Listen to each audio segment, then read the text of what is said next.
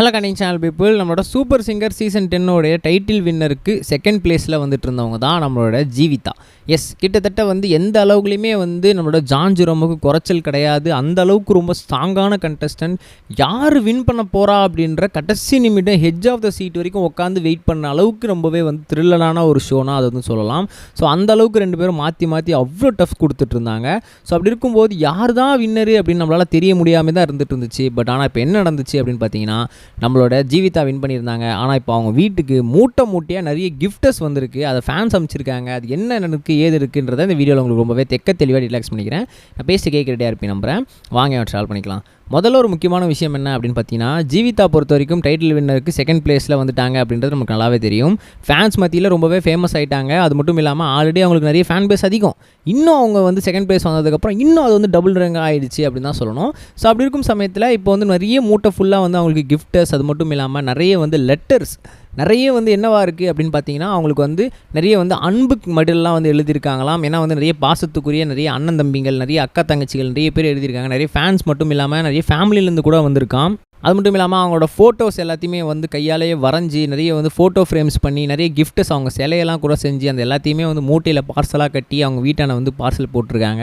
So அதை பார்த்து ஜீவிதா பிரித்து பார்த்து ரொம்பவே வந்து கண்கலங்கி ரொம்ப ஆனந்த கண்ணீர் வெடிச்சிருக்காங்க. ஏன் அப்படின்னு கேட்டிங்கன்னா, இவங்க எல்லாருக்குமே வந்து நான் யாருன்னே அவங்களுக்கு தெரியாது. வெறும் என்னை வந்து டிவியில் பார்த்துருக்காங்க, என் குரலில் காதில் கேட்டிருப்பாங்க, அவ்வளோதான். எனக்காக வந்து இந்த விஷயத்தை வந்து செலவு பண்ணுறதுக்கு கூட ஒரு 2000 கிட்டையாவது செலவாகும், ஒரு 1000 கிட்டையாவது செலவாகும். அந்த விஷயத்தை ஒரு ஆளும் வந்து எனக்கு 2000 1000 வந்து அவங்க கிஃப்டாக வாங்கி எனக்கு அனுப்பிச்சிருக்காங்க. ஒரு லெட்டரை எழுதி அவங்களோட நேரத்தை வீண் பண்ணி எனக்கு வந்து லெட்டரை எழுதி போட்டிருக்காங்கன்னா அவங்களுக்கு என்ன எவ்வளோ பிடிச்சிருக்கு. ஸோ ஒருத்தங்களுக்கு எப்படி இவ்வளோ நம்புகிறாங்க, எவ்வளோ லவ் பண்ணுறாங்க பாருங்கள் அப்படின்னு சொல்லி அவங்க என்ன பண்ணியிருக்காங்கன்னா, அந்த அளவுக்கு வந்து ரொம்ப சூப்பரான விஷயத்தை ஷேர் பண்ணியிருக்காங்க. கண்டிப்பாக இவங்களுக்காக நான் எதனா பண்ணியே தீர்வேன் அப்படின்னு நம்ம ஜீவிதா அவர்கள் சொல்லியிருக்காங்க அப்படின்னு தான் சொல்லணும். ஸோ இதை பற்றி நீங்கள் என்ன நினைக்கிறீங்க அப்படின்றத கமெண்ட் செக்ஷனில் மறக்காமல் எக்ஸ்பிளைன் பண்ணிட்டு போங்க. ரெண்டாவது ஒரு முக்கியமான விஷயம் என்ன அப்படின்னு பார்த்தீங்கன்னா, படைத்தலைவன். எஸ், இந்த படைத்தலைவன்ற படத்தில் வந்து ஒரு சின்ன கேமியோவாக நம்மளோட ராகவா லாரன்ஸ் நடிக்க போகிறாரு அப்படின்ற மாதிரி சொல்லிட்டு இருந்தாங்க.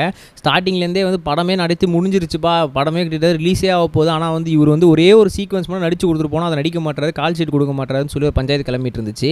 கடைசி வரைக்கும் அவர் வந்து வருவான்னு பார்த்துட்டே இருந்திருக்காங்க. இது வேலைக்காக அந்த சீனியை தூக்குங்க அப்படின்னு சொல்லிட்டு அந்த சீனியை என்ன பண்ணாங்கன்னா, ராகவா லாரன்ஸ் படத்துலேருந்து தூக்கிட்டாங்களாம்.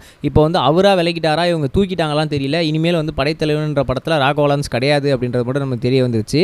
இப்போ டீம் என்ன பண்ணியிருக்காங்க அப்படின்னு பார்த்தீங்கன்னா, ராகவா லாரன்ஸுக்கு இருந்த சீனுக்கு பதிலாக ஏஐ டெக்னாலஜி வச்சு நம்மளோட விஜயகாந்த் சாரை வந்து அதுக்கு பதிலாக வந்து அப்படியே வந்து அல்ட்ரு பண்ணி பார்ப்போம். ஸோ அந்த சீனில் வந்து விஜயகாந்த் சார் நடிக்கிற மாதிரி மாற்றுருவோம் அப்படின்ற மாதிரி சொல்லியிருக்காங்க. ஸோ அது எந்தளவுக்கு ஒர்க் அவுட் ஆகிருக்குன்னு தெரியல. நம்ம நெக்ஸ்ட் வீடியோ சொல்கிறேன் கைஸ். பை.